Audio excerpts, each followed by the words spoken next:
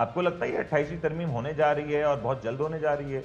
اور جو صوبے کی اس وقت بہت باتیں کی جا رہی ہیں، وزیر اعلیٰ سندھ بھی کہہ رہے ہیں، ایم کیم بھی ہے، جماعت اسلامی بھی ہے، عظمیٰ بخاری صاحبہ بھی بڑی لفظی گولہ باری کر رہی ہیں، آپ کو لگتا ہے یہ 28ویں ترمیم آگے چل کے کوئی شکل اختیار کرنے جا رہی ہے؟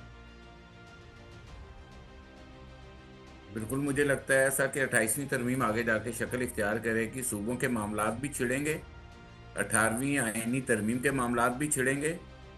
اور یہ جو مقیم صاحب نے کہا کہ بہت ساری چیزیں ادھوری ہیں جو جلد بازی میں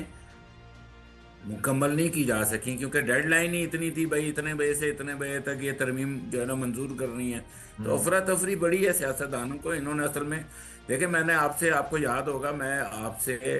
ایک سال سے پہلے سے کہہ رہا ہوں کہ پاکستان کے سیاستدان اتنے قصوروار ہیں، انہوں نے اتنا سیاسی ویکیوم پیدا کیا ہے کہ اپنی پاور ساری اٹھا کر کسی اور کو دے دی ہیں، جی تو پاکستان میں آج سیاسی جو استحکام ہے وہ ہمیں نظر آ رہا ہے، کتنا سیاسی استحکام ہے، تو میرا خیال ہے جو چیزیں کرنے والی ہیں نا وہ تو یہ نہیں روک سکیں گے،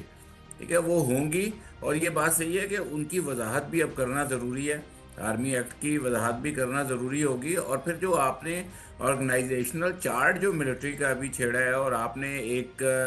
نئی ڈیزگنیشن مقرر کی ہے، تو ڈیفینیٹلی اس سے نیچے جو لوگ ہیں ان کے بارے میں بھی آپ کو کوئی نہ کوئی ایک لائحہ عمل نکالنا پڑے گا، تو سر یہ ساری لاسٹ چیزوں کو میرا خیال ہے دیکھنے کے لیے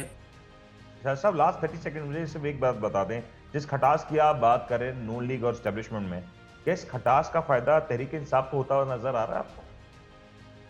دیکھیں بہت اچھی بات کی آپ نے، میں اسی طرف اینڈ میں آنا چاہ رہا تھا، ایک تو اس سے پہلے میں آپ کے گورنر والی بات کر دوں، مجھے نہیں لگتا کہ گورنر آج لگے گا، ٹھیک ہے نا، اور نہ یہ حکومت یہ گورنر آج لگا سکتی ہے، یہ ایک صرف سیاسی سٹنٹ ہے، ایک سیاسی دباؤ ہے، اور وہ سیاسی دباؤ ہمیں میرا خیال ہے زیادہ سے زیادہ کل تک پتہ لگ جائے گا کہ کیا اس کی صورتحال رہتی ہے، پھر یہ سارے ٹھنڈے ہو جائیں گے، یہ اسی طرح ایک دوسرے کو سیاسی تڑیاں لگاتے رہتے ہیں،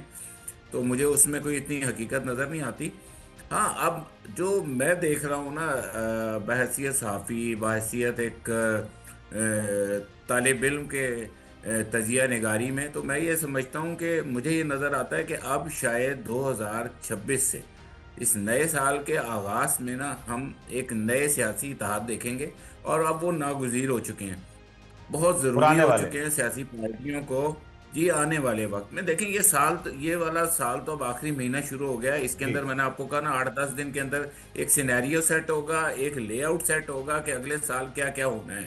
آیا کہ آپ کے انتخابات ہونے ہیں، گورنمنٹ کا کیا مستقبل ہوگا،